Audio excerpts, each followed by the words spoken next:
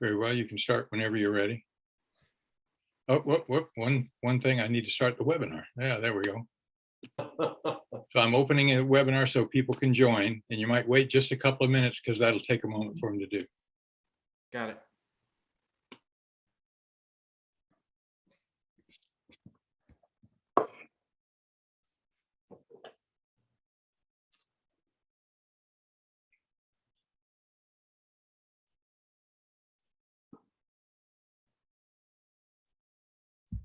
For those of you who have just joined, we're going to be waiting a couple of minutes as we get all of the participants into the Zoom call and Facebook Live.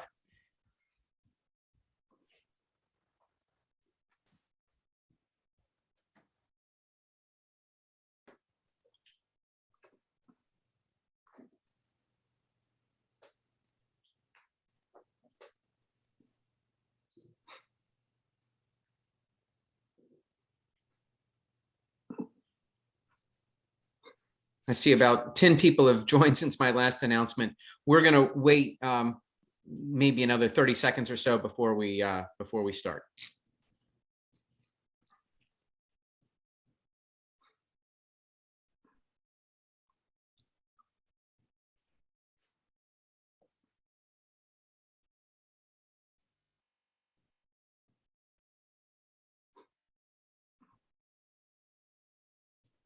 Okay, I'm going to go ahead and start kicking things off. It looks like a few people are still joining, but not too quickly at this point. So I think we've probably got a stable number. First of all, I wanted to let all the participants know that this is a webinar. And so as a webinar, you're not going to see yourself or the other participants. You'll just see the person who's speaking at that time. And so don't be alarmed that you might not see yourself. And while I did that intro, I saw our numbers jumped up another 10. So I'm going to wait just a little bit more.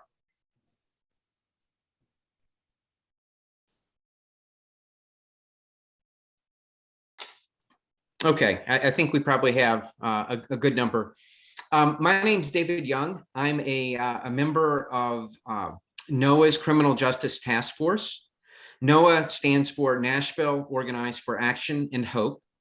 The Criminal Justice Task Force has a mission to organize and take actions for a more humane, safe, equitable, responsive, and restorative system of justice in Nashville. These activities occur through a lens of addressing systemic racism. On behalf of NOAA and its community partners, we welcome the candidates for Davidson County Criminal Courts and you, the voters. Criminal court judges serve a term of 8 years. They preside over the criminal courts. The elections are countywide, but each judge presides over a separate courtroom or division. And everyone in Davidson County votes for each of the judges that are running for each division. Today, we've got 2 of those divisions represented, and we've got 2 candidates for each of those divisions. We've got Division 3, where the incumbent judge is Cheryl Blackburn. Her challenger is Kyle Parks.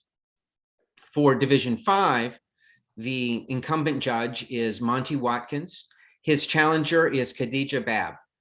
The same question has been prepared for all 4 candidates and will be addressed to them by our moderator, Sharon Robertson. She is the executive director of the YWCA of Nashville and Middle Tennessee.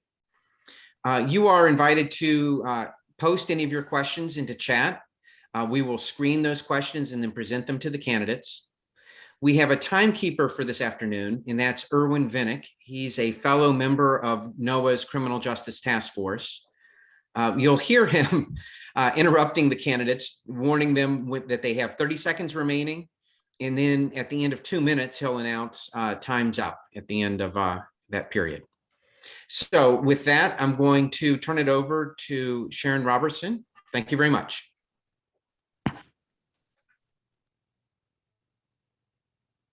Thank you so much, David, and thank you, NOAA, for sponsoring this forum. We'll get started. The first question is, we want each of the candidates to take about 2 minutes to introduce themselves, starting with you, Judge Blackburn. All right, yes, and thank you very much for this opportunity. I am the presiding judge of Division III of the criminal courts and have been such since 1996 when I was appointed by the governor at that time. Then I've had elections in 98 and 2006 and 2014, and I've been very fortunate that the citizens of Davidson County have wanted me to continue on. I was in the DA's office prior to this and became very interested in making sure that criminal law is so important. And I've got a certification in criminal law systems, and also became the deputy in that also for trial work and all of that.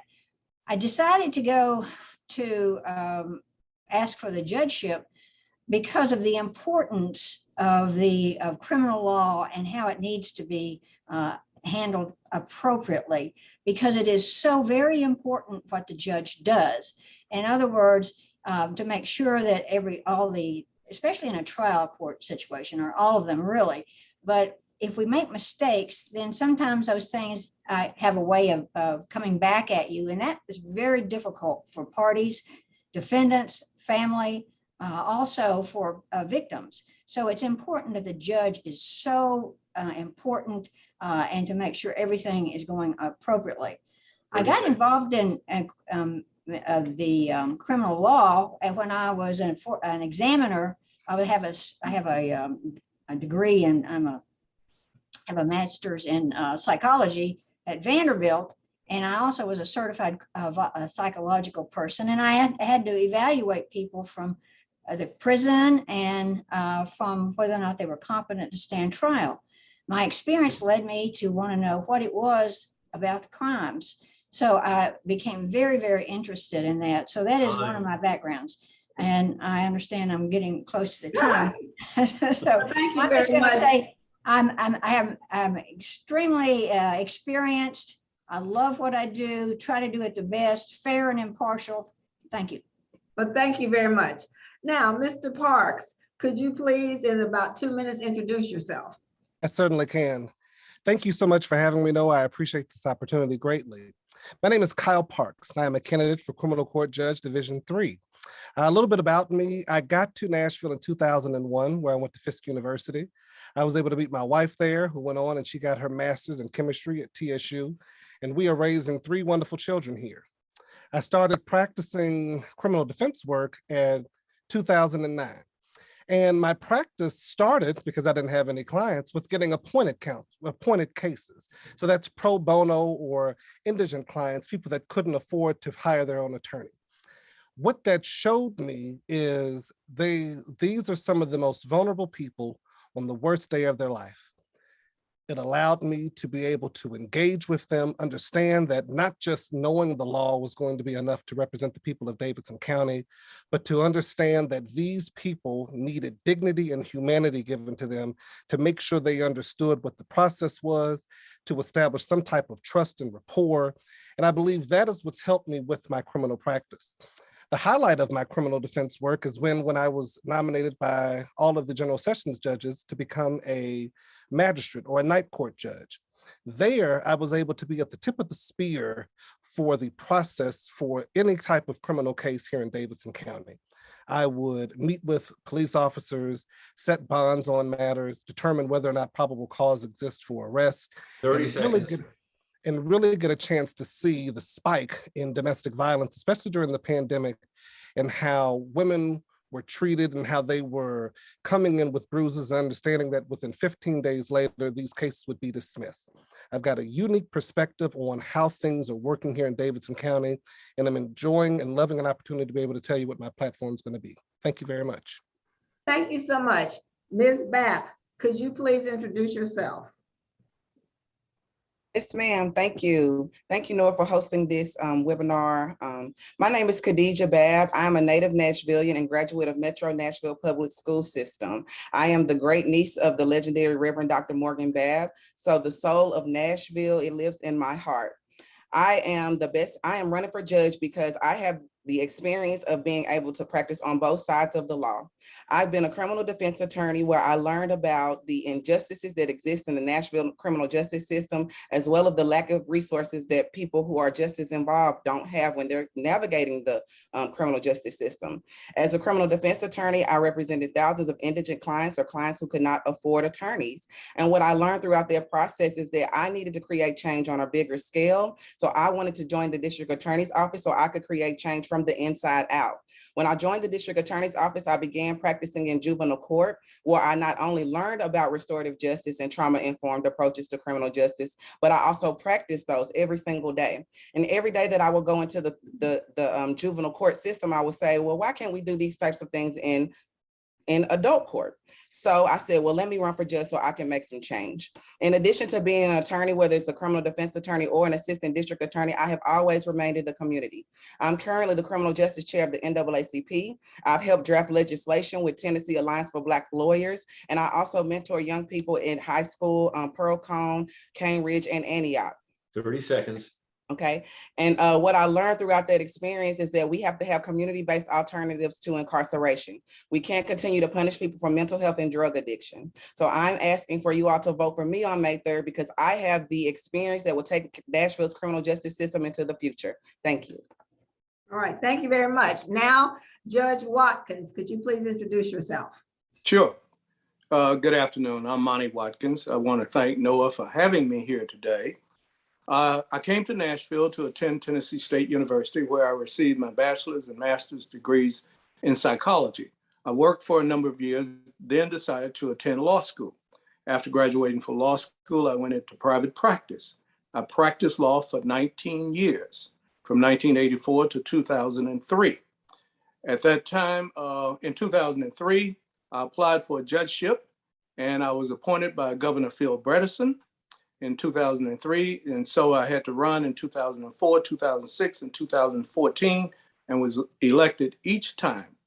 I have been on the criminal court bench for the last 18 and a half years.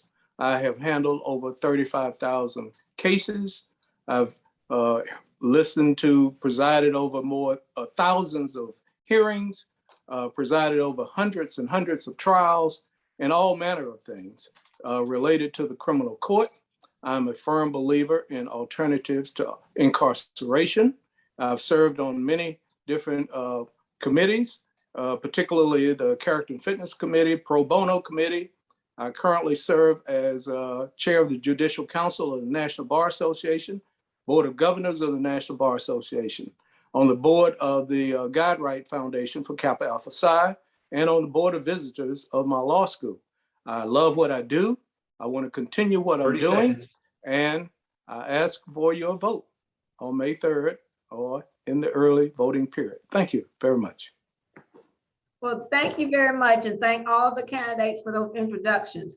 Now we're going to ask a series of questions where we can better get to know you. We will start with Mr. Parks, but here's the question. As a sitting judge, you will dispense justice through your judicial values and lens. What is your judicial philosophy with respect to accountability and punishment on the one hand, and rehabilitation and restoration on the other? Again, Mr. Parks to start. Thank you for that question. I want to use what might be considered a dangerous or a hot topic word, but I believe progressive is going to be the best way to describe it. I believe that the law should be living and breathing like the people that it is meant to preside over.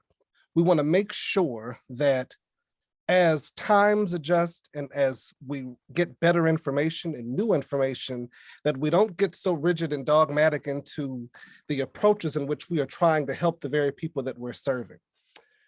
I can tell you that as a defense attorney and working as a magistrate, I've seen what tough punishment can do. I've seen what lots of time in jail can do. And for those clients that have gone away, that weren't given any services, I still have the heartache and the pain of knowing that not much was able to be done. But I've also seen what good judges can do when it comes to giving opportunities and chances, particularly with mental health. I did not intend when my practice started to focus on having clients with mental health illness. I've been fortunate enough to be able to represent the people of Davidson County, and the judges appointed me cases more and more where there were clients that had aspects of mental health. I understood the value of getting them into the programs and not just addressing whatever they had done to get into the system, but what they had done to try to get to the root of it as opposed to just the end problem. I can tell you that as a judge, I will be looking for and making sure that the attorneys that are representing these clients understand and know about the programs that are available. I will, of course, always yield to alternative sentences on nonviolent crime and would make it a point to try to always address core issues as opposed to just whatever has happened at the end. All right. Now we'll move to Judge Blackburn. Same question, your judicial philosophy with respect to accountability and punishment on the one hand and rehabilitation and restoration on the other. My judicial philosophy is, as always, integrity, impartiality, and independence. And independence means such that people don't tell you what to do or try to do that. But with regard to the issue that we're talking about, it's very important to understand how we go about doing this. First of all, attorneys have to give me information and for me to decide what to do. And what I have to do with regard to any defendant is, what is the punishment that he's serving? Is it something for which they can be rehabilitated or given probation or any other special that is determined by what punishment is there. Obviously, we have a lot of classes, or not classes, we have a lot of things in Davidson County that other parts of Tennessee does not have. We have people who are, especially for what we call the DSM, it's diagnostic, it has to do with drugs as well as mental health. We also have plenty of other things for the mental health. The problem is, if there's some problem that we can't use them, it's sometimes very difficult. We need a whole lot more services than we have. Of course, we will always consider that if it's appropriate under the factual situation that we have in front of us. And that's what a judge does. You look at the facts and decide what's appropriate. All right, thank you. All right, now you, Judge Watkins, this is your judicial philosophy with respect to accountability and punishment on the one hand and rehabilitation and restoration on the other.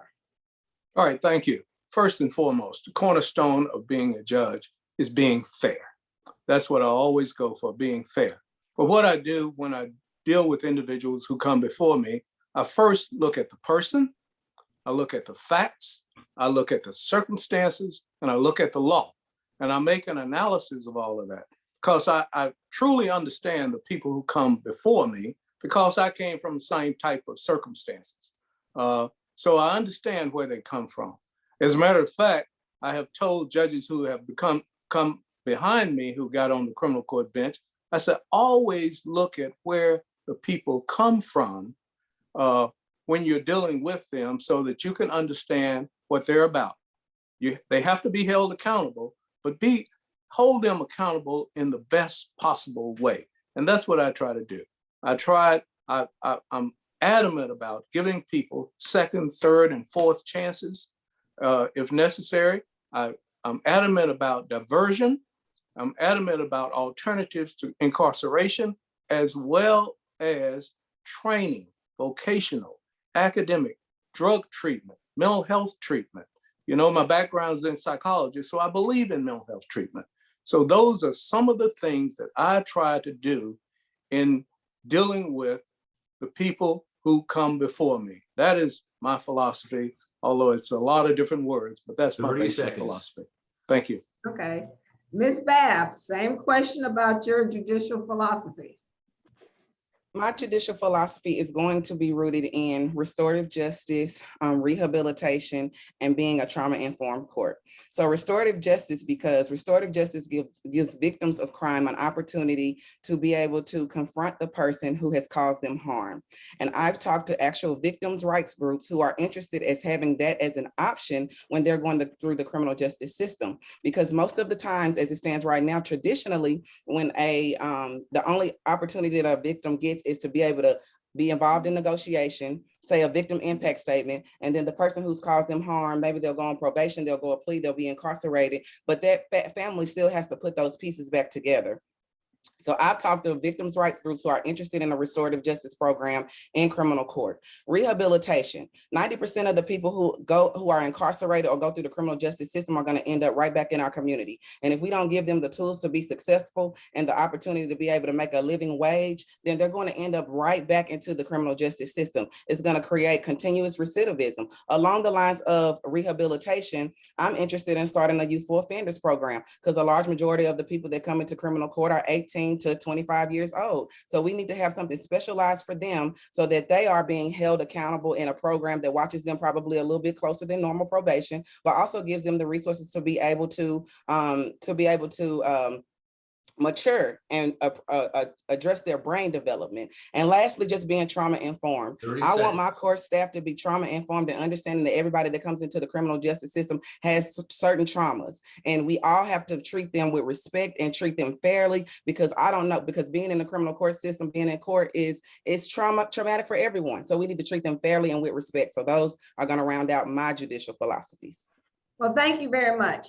Now we're going to change the format just slightly for the next series of questions. This is what we call the lightning round. And each question will be asked of you individually, and you are to say whether you agree or disagree, and then have 15 seconds to respond and give us a little bit more detail. And I'll start with you, Ms. Babb, on this first lightning round question. The statement is, criminal court judge campaigns should refuse contributions from bail bond industry. I disagree with that, and I'll say why. I personally have not received anything from the bail bond industry because I understand that that could be a conflict and they could expect something from me, and I don't want to put myself in that position. But I think it should be up to the individual person, and it tells us a lot about the judge or the candidate that's running what they believe in. So I think that they should have the opportunity to accept that, and then the community can determine if they want to vote for that person based on who's contributing to their campaign. Okay, Judge Watkins, same question.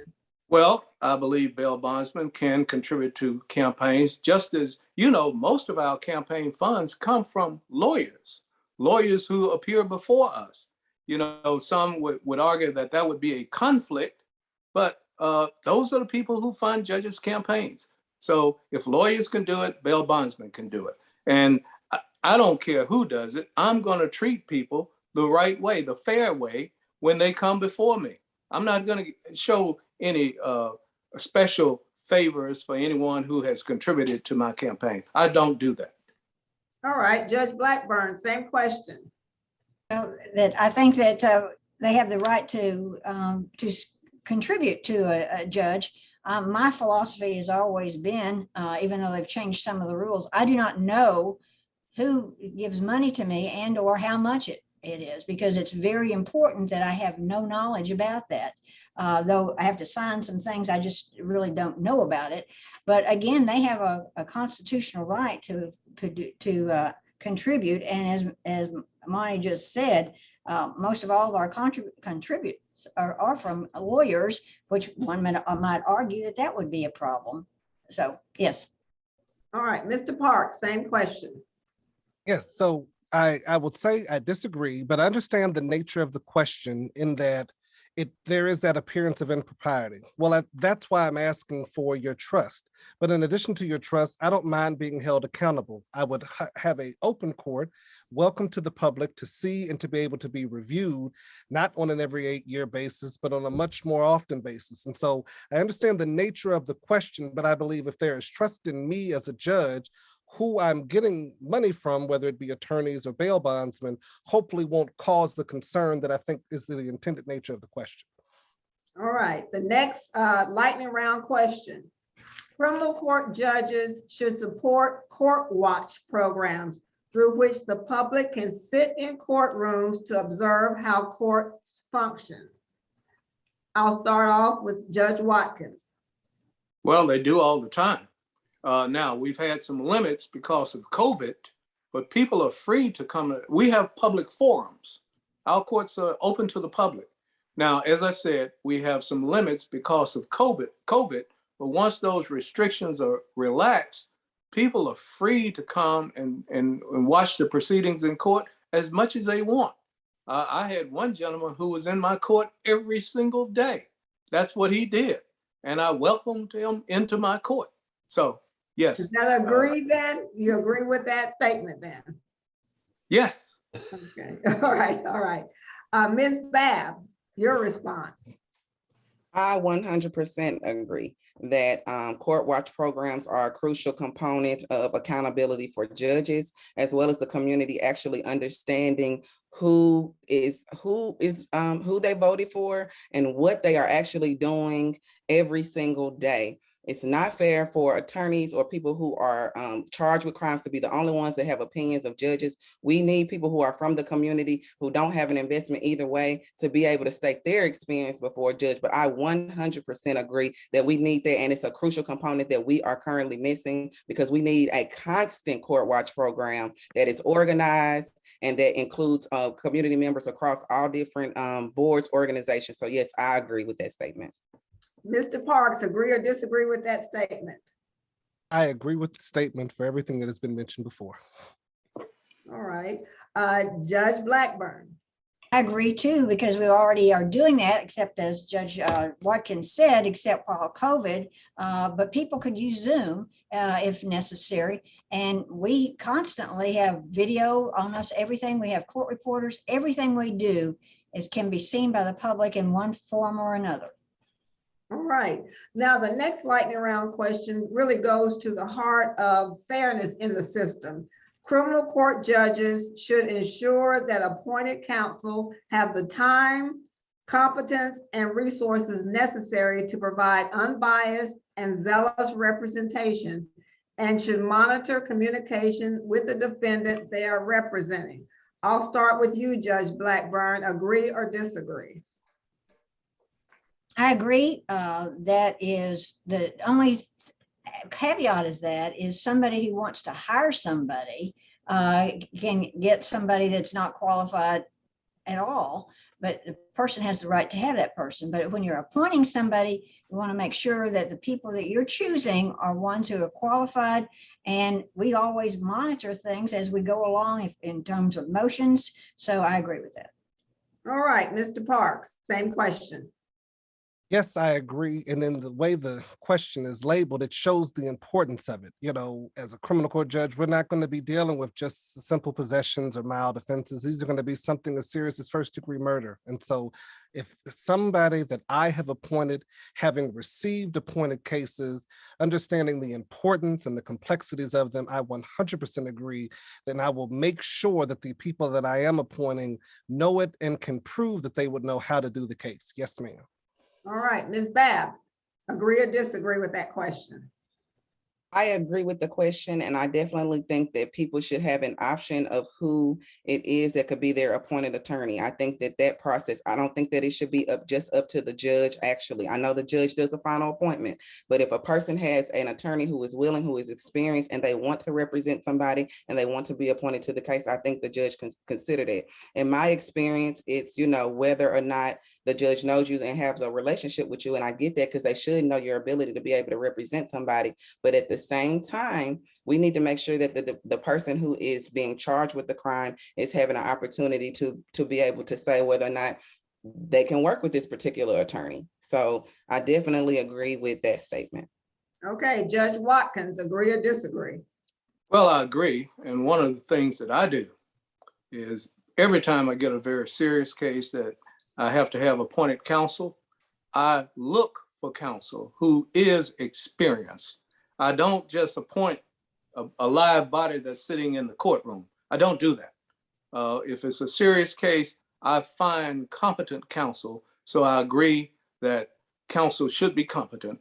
if they're appointed to represent individuals, and should be monitored. All right, the next lightning round question. Criminal court judges should waive fees and court costs when an indigent convicted person is seeking restoration of voting rights. And I'll start with Mr. Parks. Agree or disagree? Agree always, and wish we could do more to make sure that we could get those rights restored. I think it's just a kind of a horrible sin that in addition to having to have the felony and fight to get back into society, that forever you will be labeled with that loss of a right. But 100%, I would do everything in my power to have every fee waived. All right, Judge Blackburn. I absolutely agree with that, and I've been doing it for over 10 years. I discovered the issue about cost and everything. But the people were being told that they had to hire an attorney in order to get that in front of the court. I stopped that. All they have to do is fill out a form. I do those. I do expungements. I do court costs. I do the ability to get your rights back. Every Wednesday, I do that and have been doing it for more than 10 years because it's so important. All right, Judge Watkins, agree or disagree? Of course, I agree. I do the same thing as Judge Blackburn. Every week, I get a stack of applications for waiver of fees and costs. I waive thousands of dollars in fees and costs every single week.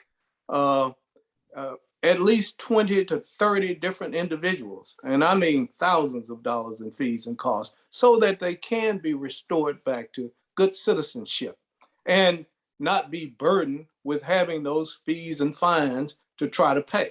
I waive those every single week. All right, Ms. Babb, do you agree or disagree with that statement? I wholeheartedly agree. And as part of the Criminal Justice Reform Committee at the District Attorney's Office, I brought this information to my boss at the time, and I let him know that it's difficult for people to get their rights back because of the fees, and also because an attorney can't do it. Only TDOC can sign the certificate. So I made sure that we create a partnership with TDOC to be able to sign those certificates. And so people who come to our office, if they've gotten their fees and fines waived, that we have the ability to help them get their rights back. So I 100% agree. And that's a true passion of mine, is making sure that people are restored back to the community so they can be invested in the community. So yes, I agree. Thank you. And this is our last lightning round question. We believe that 8 years is too long a term without periodic public engagement. Will you agree to participate in an annual meeting with NOAA and its community partners to review issues related to criminal justice and discuss the progress you have made to address your campaign concerns and promises? I will start with Ms. Babb. Yes, I agree. And I agree. I think that it's unfair to the community for us to only be able to hear from our elected officials every 8 years. If that is the case, we have to stay engaged in more than 8 years. It's almost a decade. It's far too long, far too many lives that will be impacted for us not to address it sooner. So yes, I agree. All right. Judge Watkins. Well, was your initial question, you believe that judicial terms are too long, the 8 years? No, it was saying that as an organization, what NOAA is saying, 8 years is too long a term without periodic public engagement. So the issue is really, will you agree to periodic public engagement with NOAA and some of its community partners? Oh, sure. I mean, I'm open for engagement all the time. So I have no problem engaging with NOAA or any other organization. All right, Judge Blackburn. I think it's an important thing to do, with again, a caveat that says you can't talk about the specific cases, but if you're talking about about things you need to improve and especially in the things that we can help in terms of suggestions about that, absolutely. We're subject to that all the time. All right, and Mr. Parks. Yes, of course, I agree. This being kind of my first campaign, I realized how much time there is in the day. I've been able to find it when I've been campaigning. I will absolutely keep it as a judge, certainly. All right, thank you. Now that's the end of our lightning round, and we'll go to more standard questioning. Now this particular question will have several subparts, so I'll be glad to read it again to you should you need some clarification. There is a public perception that the current bail system and pretrial detention is unfair and primarily burdens people in financial need and people of color and is often excessive. Do you agree with this assessment? If so, what, if anything, can you as a criminal court judge do about it? What is your position on bail reform? What factors should judges take into account when making a decision about a defendant's pretrial status? I will start with you, Judge Watkins. Well, first of all, there are a number of factors under the statute that we have to consider. Prior record, the nature of the charges, their economic status, whether they have employment, whether they have relatives in the community, do they have stable living accommodations. So there are a number of factors that we always consider when we have bail issues. Bail issues come to us primarily in two forms: when lawyers file motions to set bail or to reduce bail, or in the form of probation violations, setting bail on probation violations. So I agree that it's burdensome for a number of people who just simply cannot pay high bonds.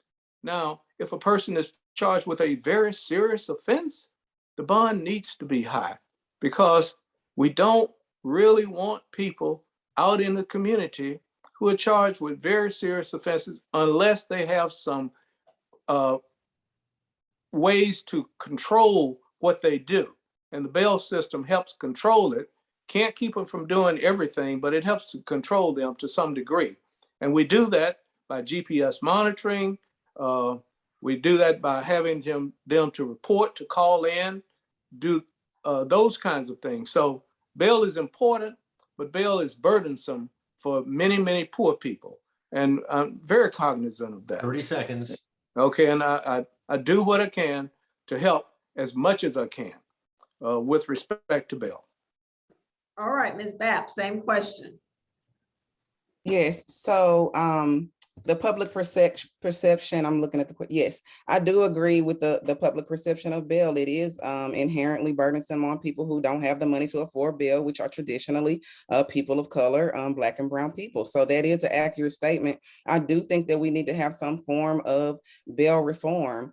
I think that we need more pretrial services, and if people get out of jail and they have the ability to be able to work, to be able to continue to remain in the community with their family, to be able to receive services before they even are attempting to go to court. So if we have someone who has an issue with, let's just say, drug addiction, if they're able to be released and start getting some help immediately, then that will help them, prevent them from continuing to commit crimes. I understand there are going to be situations where we do have serious crimes and we have to weigh the community safety versus all the other factors. But the number one thing is that the statute says release on recognizance first. And I understand we're not in general sessions, but that is what the statute says first. And then we consider the factors.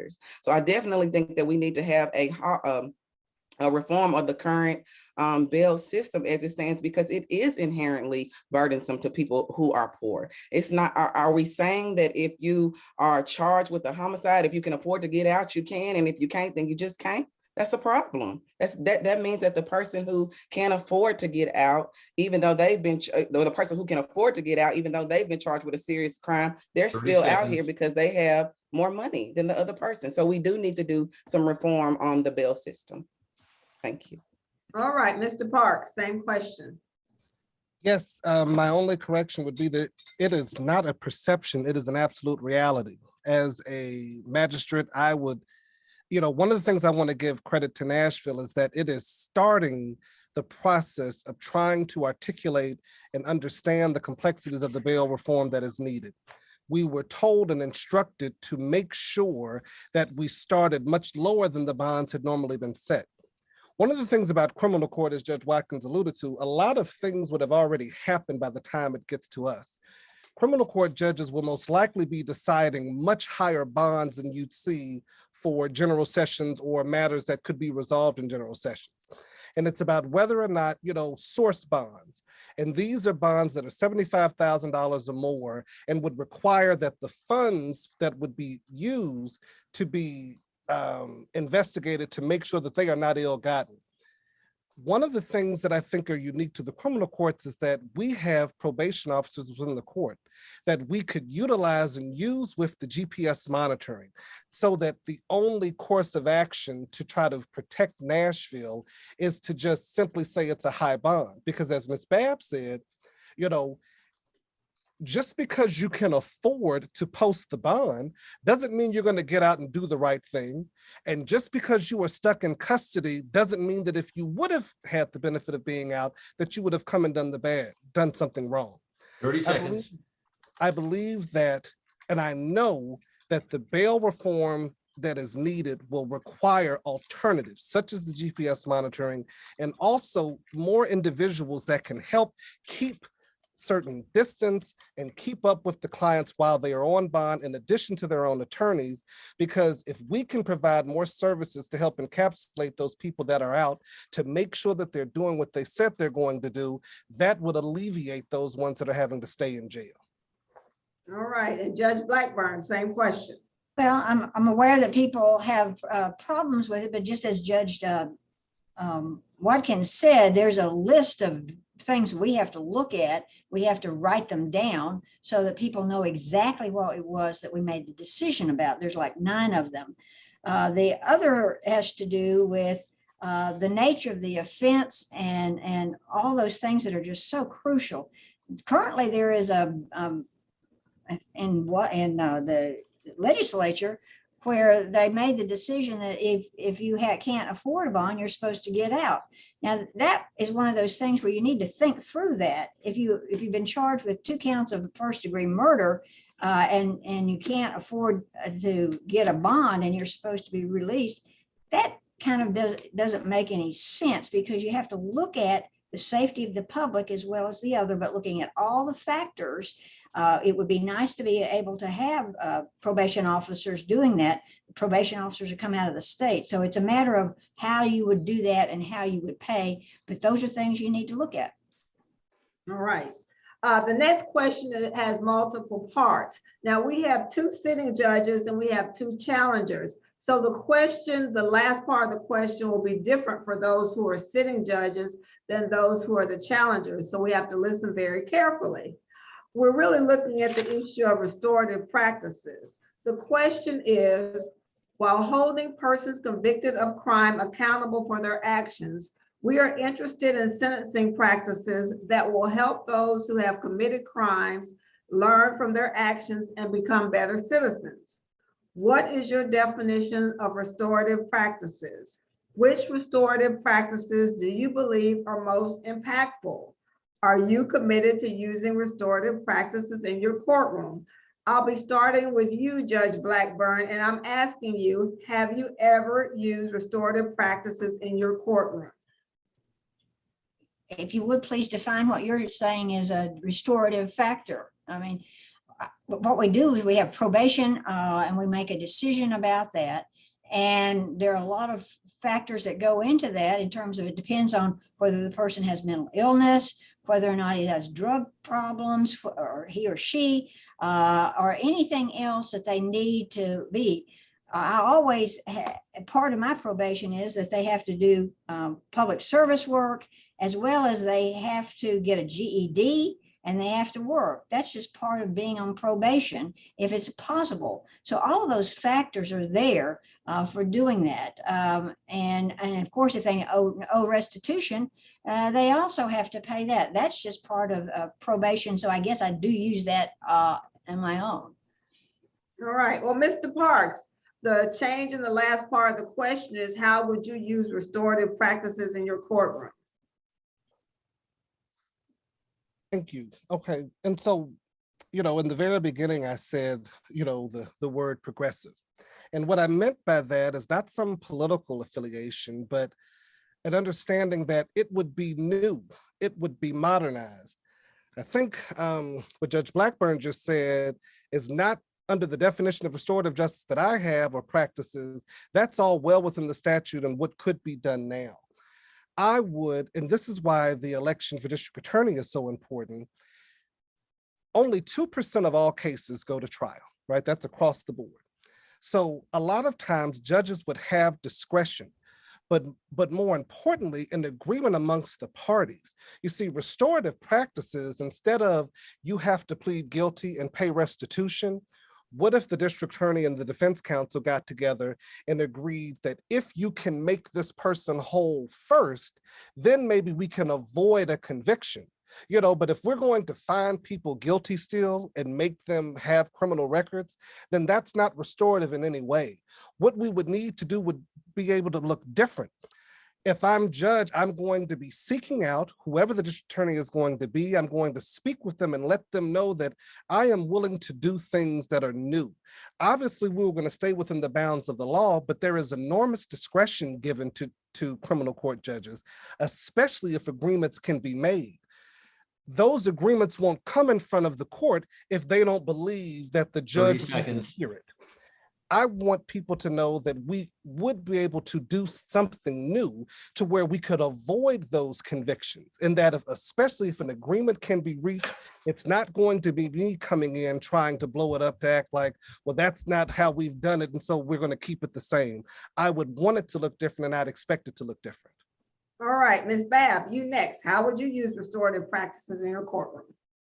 So my idea of restorative justice and restorative practices would be to offer this to people who are charged and as well as victims to be able to divert this person out of the system. Honestly speaking, we have to think, is incarceration really accountability? It's a type of punishment, but the person still hasn't had the opportunity, whether it's the victim or the person harmed, or the person who caused the harm, to be able to confront the issue and actually talk about it. As the criminal justice system is set up right now, you get a defense attorney and you defend, even if you did commit the crime. You continue to defend. That is not accountability. That's not accountability, continuing to defend even when you have done something wrong. Accountability is confronting the issue, talking about why it happened, and fixing the issue that exists, not continuously defending even if you did do something wrong. Because then statistics show that most people who commit crimes think they'll never get caught. So that's not accountability. So my idea of restorative justice would be to give the victims of crimes and to give the person who caused the harm the opportunity to confront each other and talk about the harm that was caused. And as I've stated before, this is something that victims want. And as it currently stands, some victims' rights groups do this, while the person is incarcerated. But as Mr. Parks was saying, if we could do this beforehand, then that would be great and divert them out of the system for being able to participate. But if they're going to participate in my restorative justice program, they have to say that I caused harm and be willing to admit it and take accountability for it and be willing to heal from it and receive the services that I will offer. So that's my idea and thought process about restorative justice. All right, Judge Watkins, how have you used restorative practices in your courtroom? Well, I've done it ever since I've been on the bench. I let it be known that if people qualify for diversion, wherein they get on probation if they successfully complete, then their charge will be dismissed and expunged from their record. Not only that, I give alternatives to pleading guilty. Those alternatives are people will take classes. If they complete the classes, the charges will be dismissed. I do it all the time, been doing it for years, will continue to do it. I believe in restoring people back to their place where they can be productive and take care of their families. I firmly believe in that and will continue to do everything I can for that to happen. All right, now I'll turn it over to Reverend Jane Borum to ask questions from the audience. Oh, I have at least 3 questions that seem suitable. Some of the questions were somewhat too personal for our candidates. And I think the people who are inquiring about the candidates' personal backgrounds can do their research on that rather than making that into a public display.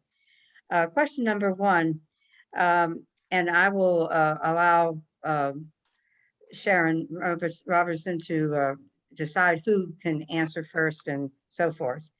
The question is, this person has had experience in going into courtrooms and watching judges disappear for a couple hours and then coming back where nothing has been talked about in the public courtroom, but apparently a deal was made, deals were made, and they were out of public view. So the person writing the question wants to know, why is it that the public can't be a part of what is going on in the courtroom, and why are these behind the scenes arrangements being made outside of the courtroom? All right, we can start with you, Judge Blackburn. Let's get your perspective as a sitting judge on this question. Well, it happens, at least in criminal court, a little bit different than the general sessions, but there are some days where we're talking about dispositions. The attorneys for the state and the attorney for the defense discuss see whether or not they worked out any kind of a deal, and then the court comes and we proceed thereafter.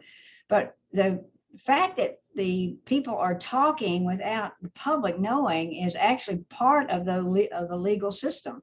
In other words, the defendants have a right to have the conversations with their clients without anybody knowing anything they have to say, and the same as to the state when they're talking to any of the victims.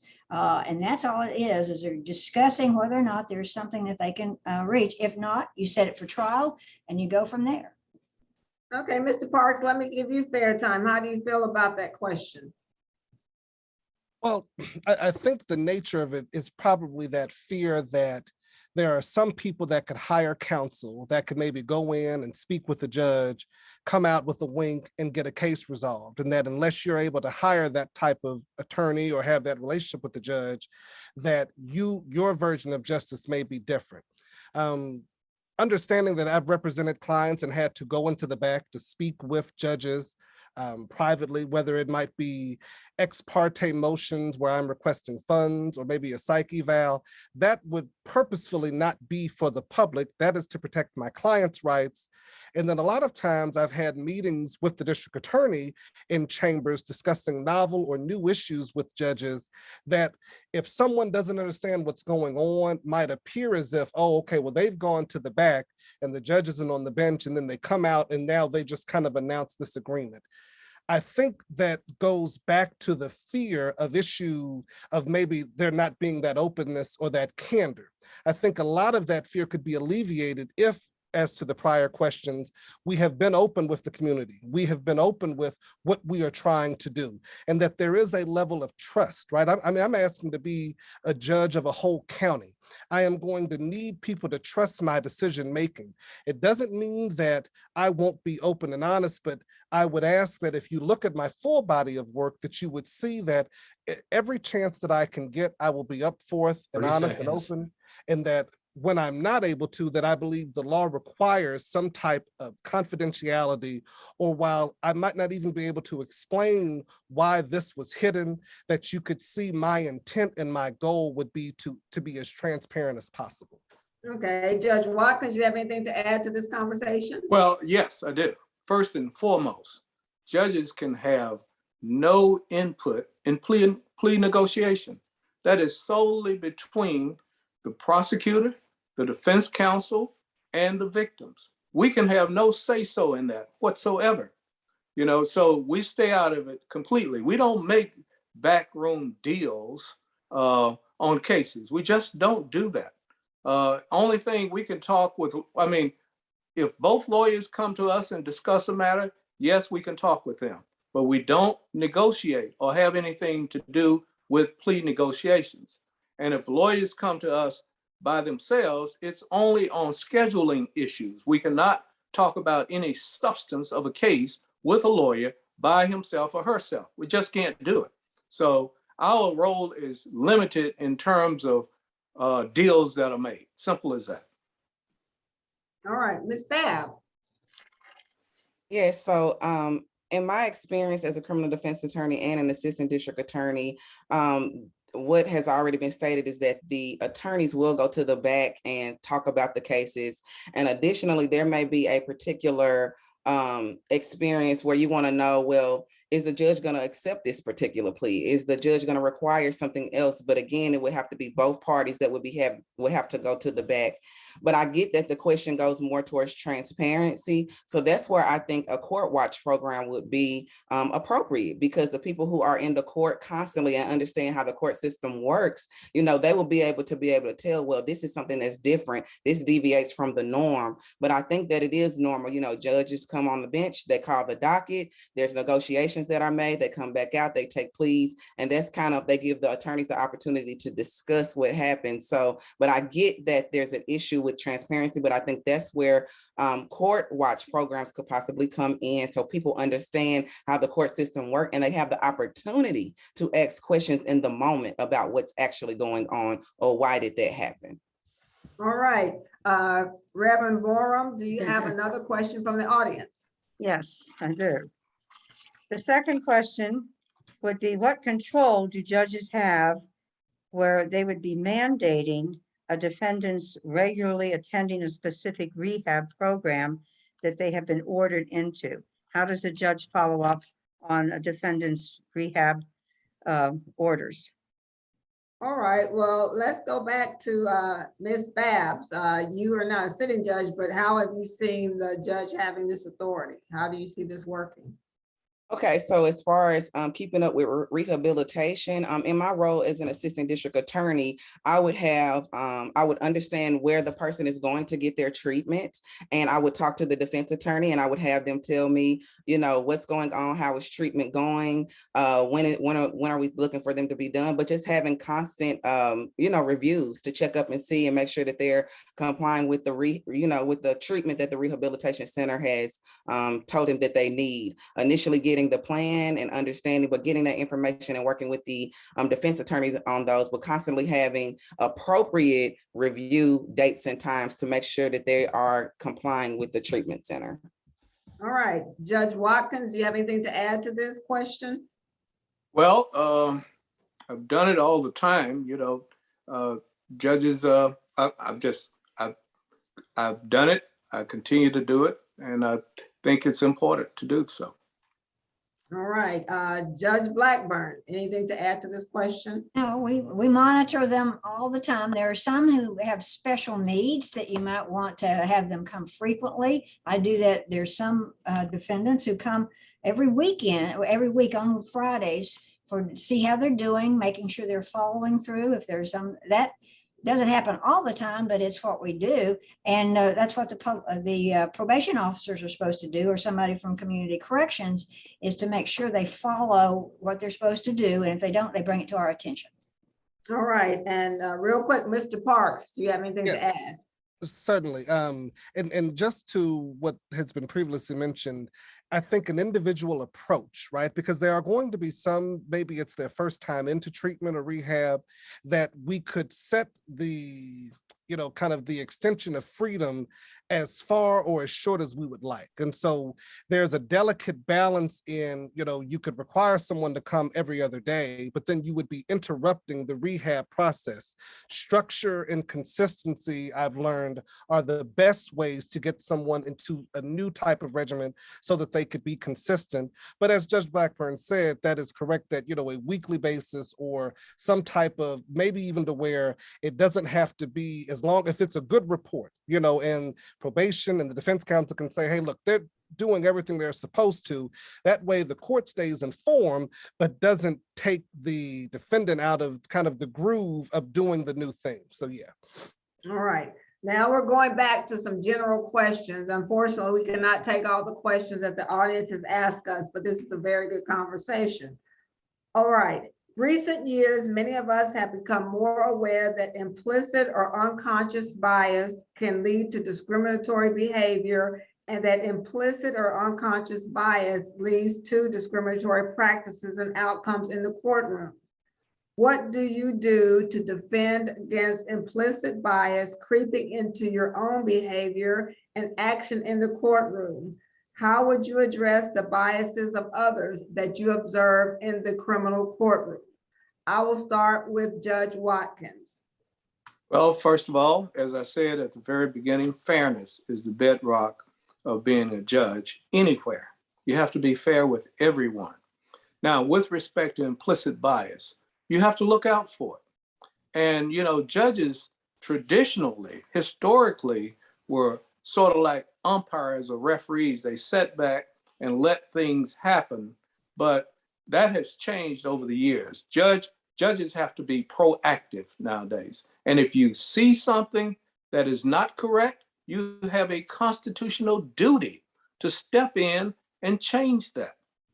So you have to be proactive with respect to bias of any type, with respect to any constitutional issues of any type.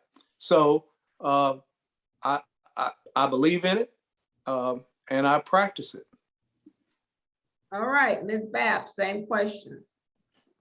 So one way that I think that we can effectively address bias, implicit bias, is, like I said, doing trauma-informed approaches to criminal justice. If we all understand that everybody, it doesn't matter their background, it doesn't matter where they come from, it doesn't matter how much money they have, that everyone, including a judge, has experienced their own traumas. So I can see a person, and if I look at them and look out for what they have experienced in their life, what trauma they have experienced, and how I go about helping them, then that help eliminates, what it is that they have on. Me judging them based on what they have on or where they've been or what kind of lawyer they can, afford. Looking at their trauma and understanding that this person has been through something, they don't want to be here, and something that they've been through may have led them to be here. That might be why they have an attitude with me or my court officers. So that's why I think it's so important to make sure that the staff is trained to understand traumas. So if they see someone who has a quote unquote attitude or who is emotional, that they can understand, well, maybe this person has been in here before and they were a victim. Maybe that's why they're acting in that way. But understanding that everybody comes in with their own traumas and that we have to treat everybody like they have traumas, and understand that maybe the way that they're acting is not anything personal, but it's because of a previous experience that they've had in their life. And I think that if we approach it in that way, then it'll help us address implicit bias. All right, Mr. Park, same question. So I think one of the, it's kind of a three-parter, but I think the most important aspect of this question is, what do you do to defend against implicit bias creeping into your own behavior and action into the courtroom? And I think that this is the part where, as judge of that room, the buck would stop with me. But I think most importantly would be coming and being an active listener, right? Not being so high that I couldn't hear someone say or suggest to me that I might be showing some type of bias. Implicit, inherent bias is in everyone. No one intends to or means to do it. But I think the difference in how could I protect the public, how could I make sure, is that the lawyers in front of me, the people around me would feel comfortable in saying to me something they would have noticed. Now, I might disagree with them, but I wouldn't, chew them out or make them regret even daring say something to me, because I am human, right? As much as I don't want to be fallible, I know that I am. And so I would be cognizant of it. And I think that's the most important thing, is to just understand that it can happen, acknowledge that it can happen, but then also limit my pride to the point where if someone has that suggestion legitimately, that I could listen, I could do some internal calculations. And again, I might come away from it saying, well, I don't believe that is the case. I don't believe that is the case here. However, I won't make them regret or feel bad for even saying it. And I think that that's how I could protect myself from something, because surely, it wouldn't be the intention. But if someone legitimately believes that that's happening, being willing to engage and listen and make sure that I'm not just shutting down the conversation at the mere suggestion of it. All right, Judge Blackburn, same question.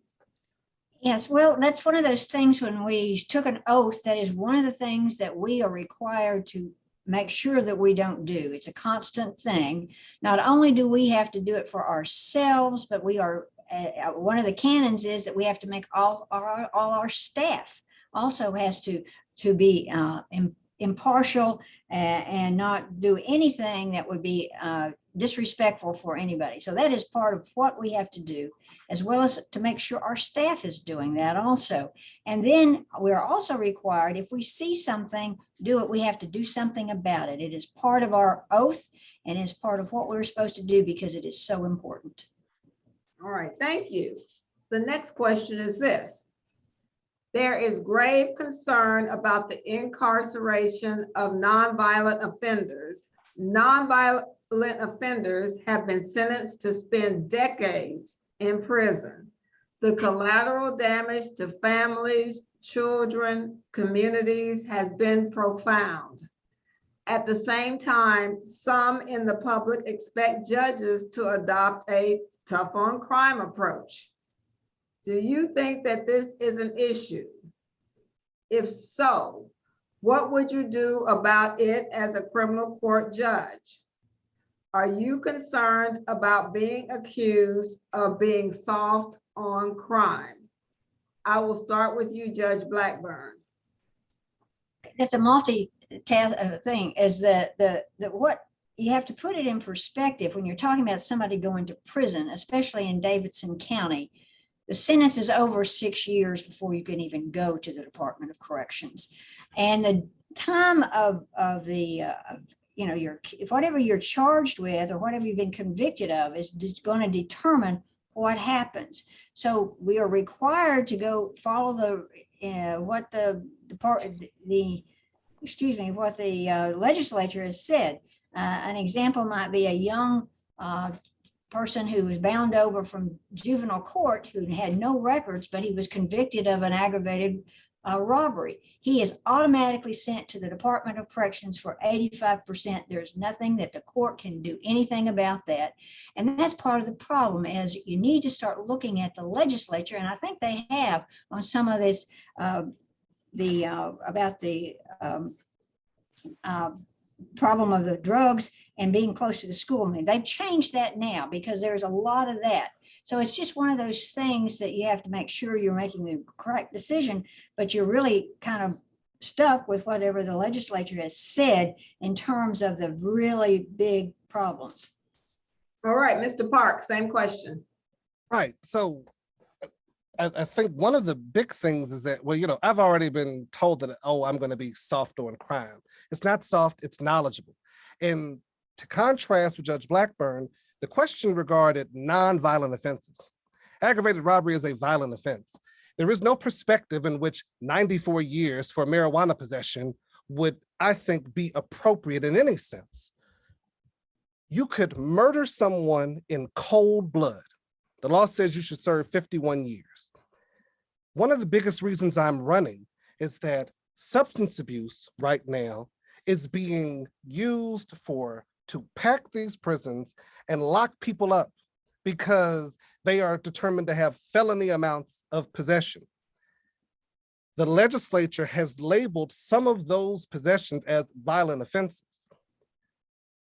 Mental health and the lack of mental health resources also plays a huge factor in people coming into the system and never being able to get out. If we don't address the actual reason that someone is abusing drugs, to stop the voices in their head, to stop the thoughts that are having them race, then we are just putting Band-Aids over open wounds. We have to make it a point, specifically for nonviolent offenses, to make sure that we are seeking alternative programs and giving an individualistic approach to everyone before the court. It's very easy to say that we are stuck with what the legislature says because of violent offenses. But as a criminal court judge, we are able to, at all times, have the discretion to make sure that we could do our sentencing for nonviolent offenses in a way that does not just show time, but allows people to be actually restored and become better. All right, Ms. Babb, same question. So I am not concerned about being soft on crime. Actually, I would say in relation to Mr. Parks, I want to be innovative about crime, because at the end of the day, as I stated, 90% of people who are incarcerated are coming back into our community. So we have to figure out a way to make sure that they are going to be able to be successful in the community. As far as nonviolent offenses and individuals receiving decades of prison time, that is just absolutely unacceptable. Again, as you stated, that's ruining families. That's not making the community any safer. And they're going into prison and getting out and being put in a situation where they feel like they have to commit more crimes to even survive because they can't find a job, they can't find housing, and there are all other sorts of barriers. So as far as me personally, what I've been doing now, even just as a candidate, I've been meeting with community organizations that can provide resources to people, that can provide rehabilitative resources, that can provide drug addiction treatment, that can provide restorative justice. I've actually talked to people to see how can we make this a community and court collaboration to prevent people from coming back into the system. And these types of forums are necessary, not just every 8 years, because Nashville is constantly changing, the criminal justice system is constantly changing, and there's always going to be a new best practice. So as a judge, I'm committed to continuously doing the research, recognizing that I don't know everything. Even if I have been practicing for 20 years, even if I have been a judge for over 10 years, I don't know everything. So always constantly evolving and understanding that I need to learn the best practices to keep people from coming into the criminal justice system. All right, Judge Watkins, same question. Well, first of all, I don't believe in giving nonviolent offenders long prison sentences. The only time that's happened in my court was when we had mandatory minimum sentences where individuals went to trial and were convicted. And I had no say-so other than what range of punishment I would give. And in those instances, I gave the minimum sentence that was mandatory. So I really just don't believe in long prison sentences or prison sentences for nonviolent offenders. I just don't believe in it. And I avoid it in any and every way that I can. All right, the final question for this group, and this gives you the opportunity to make the case on why you would be the best judge for this position. Please close your time with us explaining why we should support you rather than your opponent. What will you bring to the criminal court bench that your opponent will not? And I'll start with you, Judge Blackburn. Well, I think it's my history with what I do and how important it is. I try to make sure that everything is done correctly, which is important. It is also my experience and how I've used it over this period of time. I have done all kinds of things that are important as part of the process. You know, we have a context we need to consider. The system, especially in Tennessee, is that we have checks and balances. For example, the DA checks on the police department, the grand jury, which is an important part of what we do also. Grand jury is also in Tennessee, it's a mandatory grand jury. And that's because the system wanted to make sure that somebody would check on the DA in terms of who was indicted. And then you have the criminal court, which is also part of the process of monitoring for the attorneys and make sure they do everything correctly. If we have a trial, that it's done correctly, because that is so important that you do it correctly, because if somebody has to be, if something gets reversed because of some mistake you made, then you're going to have to do it all over again. And that is just horrible for the families of any size or other. So I have the experience, been doing it for 27 years, and it's 26 years, I'm sorry. And I'm asking for everybody's vote. All right, Mr. Parks. Yes, and thank you again, Noah, for the opportunity to speak and to be able to engage with so many voters. You know, experience is important, very much so. My opponent had 17 years experience at the district attorney's office. I will have 13 years experience prior to becoming a judge, from both having defense work and as a magistrate. It's going to look very different with me on the court. That is because I am going to still be engaged with the community that I am serving. I am going to be looking for providers specifically for mental health, to address behavioral health, substance abuse. I'm going to be engaged with all of the people that make this system work. The defendant is the most important player inside of the court. Everybody else are players towards them. But the Constitution is about the defendant. That is a holistic approach. I want to have new and innovative ideas on how to address and fix the problems that we see. We cannot have criminal justice reform if we're going to do the same thing that we've been doing. Criminal justice reform means a change. It means something different. It's not something that you can learn on the bench. You have to bring it with you. I am going to do that. I've seen the ugly parts of this criminal justice system. I know where the gaps in the systems are. I know 30 how to seconds. stop the valve and make sure that going forward, we are going to try new and innovative ideas to seek justice within the bounds of the law. And I'm not going to hide behind an application of the law as a sense to saying that, see, I've been doing a good job. Applying the law is not enough. Knowing the people you serve and what can make them better and applying the law is going to be my approach to this. And I'd ask for your vote May 3rd. Thank you. All right, Judge Watkins, same question. Well, I must say experience first and foremost.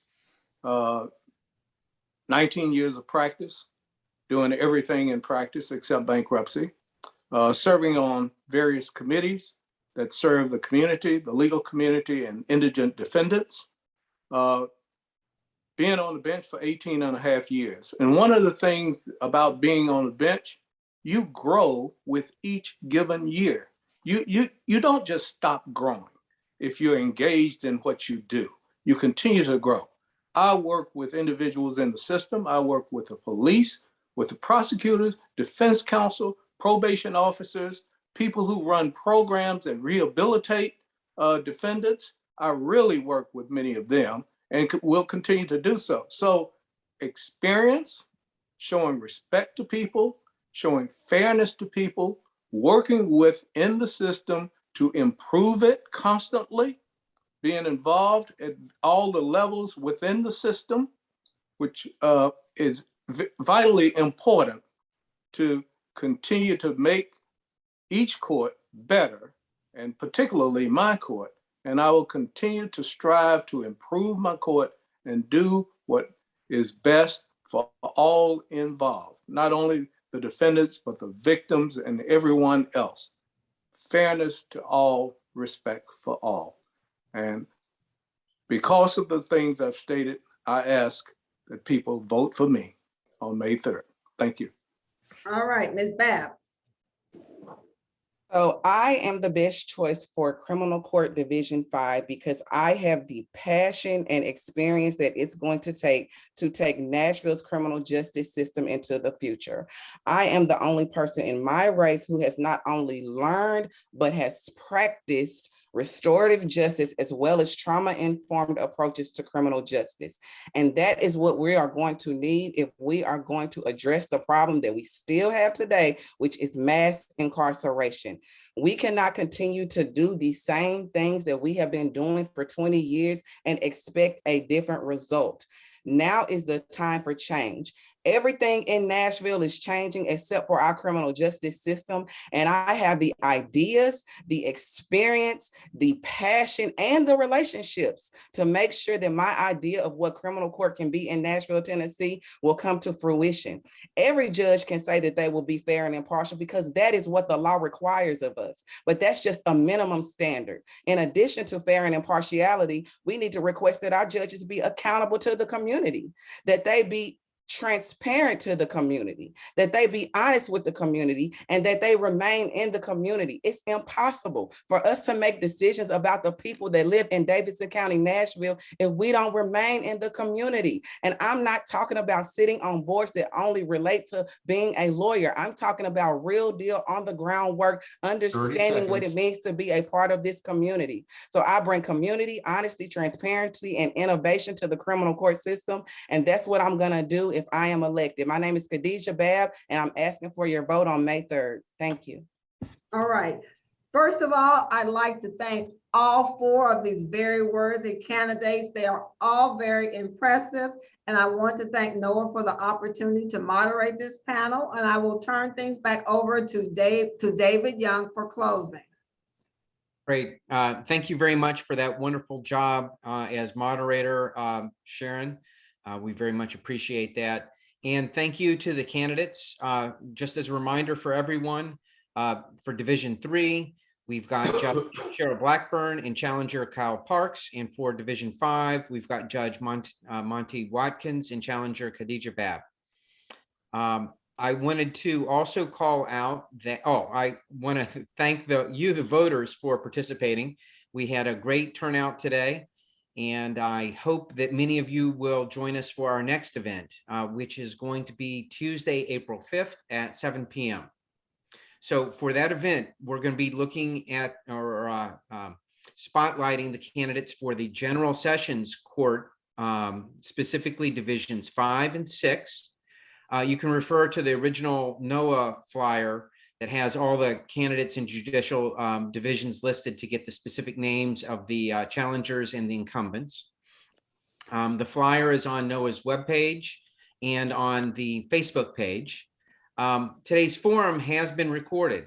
So if you have friends that weren't able to attend today, you can point them to NOAA's Facebook page and encourage them to view the recording. Remember that you will vote for a candidate in each of the criminal court and general sessions court divisions. Davidson County's primary election is May 3rd. The general election is August 4th. If you aren't registered to vote already, you have until tomorrow, April 4th, to do that. So just to close, I want to quote Congressman John Lewis. He struggled his entire life for all of us to vote, and he said, "The vote is precious. It is the most powerful nonviolent tool that we have in a democratic society, and we must use it." Thank you all for attending today's event. Have a safe and peaceful rest of the day. Thank you.